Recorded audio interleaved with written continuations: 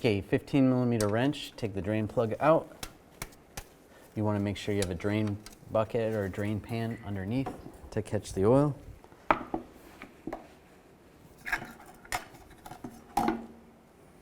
Now, normally you're going to do this when you're changing the oil. You don't necessarily just replace this unless you're having a severe leak. The oil is fresh in this car, so I'm going to pull this out. I'm just going to put another bolt in there just temporarily to slow the oil. I'm going to take a pick, just get under the old gasket.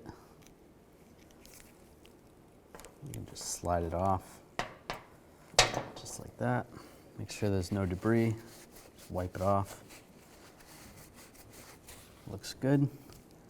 Take the new gasket, and you can just thread it on there. Makes it easy.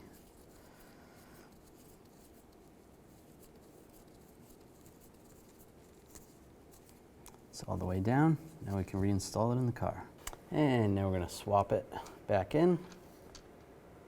Just go real quick. And snug it up. Wipe away the excess. And double check your level and top it off.